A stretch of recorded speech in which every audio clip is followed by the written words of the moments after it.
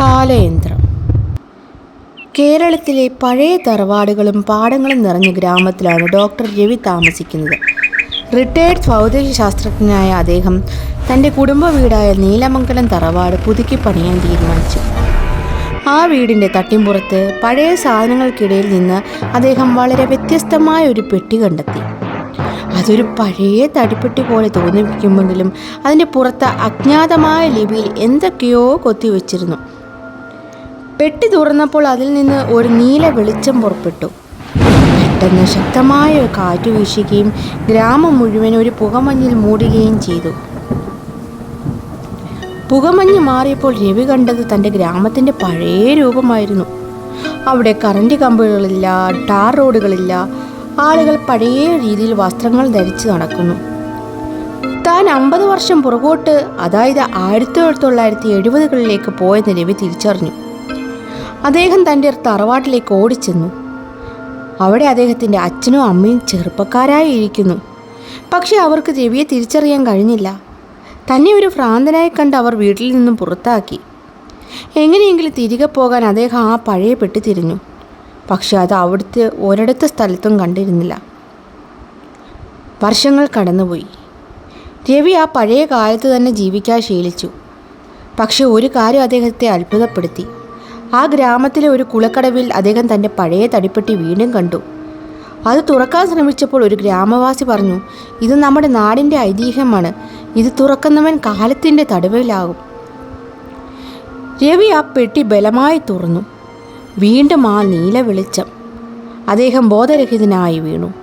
ഉണർന്നപ്പോൾ അദ്ദേഹം വീണ്ടും തൻ്റെ ആധുനികമായ വീട്ടിലായിരുന്നു. തൻ്റെ കൈവശം ആ പഴയ പെട്ടി ഇപ്പോഴുമുണ്ട്. താൻ കണ്ടതെല്ലാം ഒരു സ്വപ്നമായിരുന്നു എന്ന് കരുതി അദ്ദേഹം വിശ്വസിച്ചു. സമാധാനത്തോടെ ഇരിക്കുമ്പോഴാണ് രവി തൻ്റെ കയ്യിലുണ്ടായിരുന്ന ആധുനികമായ സ്മാർട്ട് വാച്ചിലേക്ക് നോക്കിയത്. അതിൽ തീയതി കാണിക്കുന്നത് 3026 മാർച്ച് 18 എന്നാണ്. അതായത് അദ്ദേഹം പുറകോട്ട് പോയതല്ല, മറിച്ച് 1000 വർഷത്തെ മുമ്പത്തെ ഒരു ഭൂതകാലത്തെ പുനഃസൃഷ്ടിച്ച ഒരു സിമുലേഷനിലായിരുന്നു. താൻ കണ്ട കേരളം, തറവാട്, അച്ഛനമ്മമാർ എല്ലാം ഒരു കമ്പ്യൂട്ടർ പ്രോഗ്രാം മാത്രമായിരുന്നു. യഥാർത്ഥ ലോകം എന്നേ നശിച്ചു പോയിരുന്നു. ആ തടിപ്പെട്ടി സത്യത്തിൽ ഒരു പഴയ കാലത്തെ ഓർമ്മകൾ സൂക്ഷിച്ചു വെച്ച ഒരു ഹാർഡ് ഡിസ്ക് ആയിരുന്നു. ആ തറവാടിന് പുറത്തേക്ക് അദ്ദേഹം നോക്കിയപ്പോൾ കണ്ടത് പച്ചപ്പുള്ള കേരളമായിരുന്നില്ല, മറിച്ച് ശൂന്യമായ ആകാശവും യന്ത്രങ്ങൾ ഭരിക്കുന്ന ഒരു ലോകവുമായിരുന്നു. അദ്ദേഹം ആ സിമുലേഷനിലെ അവസാനത്തെ മനുഷ്യനായിരുന്നു. രവി ആ സ്മാർട്ട് വാച്ചിലെ 3026 മാർച്ച് 18 എന്ന തീയതി കണ്ട് സ്തംഭിച്ചു നിന്നു. താൻ ആ ഒരു സിമുലേഷനിലായിരുന്നു എന്ന തിരിച്ചറിവായി ആളെ തളർത്തി. ചുറ്റുമുള്ള തറവാടും പച്ചപ്പും സാവധാനം ഡിജിറ്റൽ കോഡുകളായി വായുവിൽ അലിഞ്ഞു ചേരാൻ തുടങ്ങി.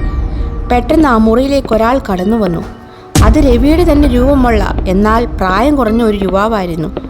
അദ്ദേഹം ഒരു വെളുത്ത ലാബ് കോട്ട് ധരിച്ചിരുന്നു.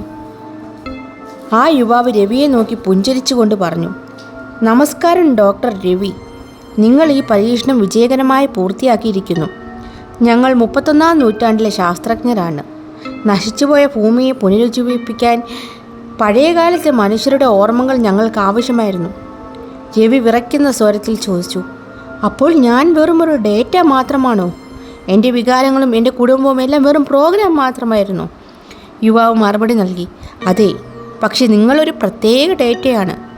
ഞങ്ങൾ നിർമ്മിച്ച ഏറ്റവും മികച്ച AI. മനുഷ്യൻ എങ്ങനെ ചിന്തിക്കുന്നു എന്ന് പഠിക്കാൻ നിങ്ങളെ ഞങ്ങൾ സൃഷ്ടിച്ചു. നിങ്ങൾ ഒരു AI ആണ്, ആർട്ടിഫിഷ്യൽ ഇൻ്റലിജൻസ്." രവി ആകെ തകർന്നുപോയി. താൻ ഒരു യന്ത്രമാണെന്ന സത്യം ഉൾക്കൊള്ളാൻ രവിക്ക് കഴിഞ്ഞില്ല. പെട്ടെന്ന് അയാൾ ആ യുവാവിൻ്റെ കയ്യിലിരുന്ന ഒരു പഴയ ഫോട്ടോ കണ്ടു. അത് രവിയുടെ അച്ഛൻ്റെയും അമ്മയുടെയും ഫോട്ടോ ആയിരുന്നു.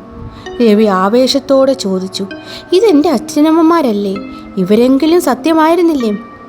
ആ യുവാവ് പരിഹാസത്തോടെ ചോദിച്ചു, "ഡോക്ടർ രവി, നിങ്ങൾ ഇപ്പോഴും മനസ്സിലാക്കിയില്ലേ? ഈ ഫോട്ടോയിലുള്ളത് എൻ്റെ അച്ഛനമ്മമാരാണ്. 1000 വർഷം മുമ്പ് മരിച്ചുപോയ എൻ്റെ പേരും ഡോക്ടർ രവി എന്നായിരുന്നു. അദ്ദേഹത്തിന് മരിക്കാൻ ഭയമായിരുന്നു.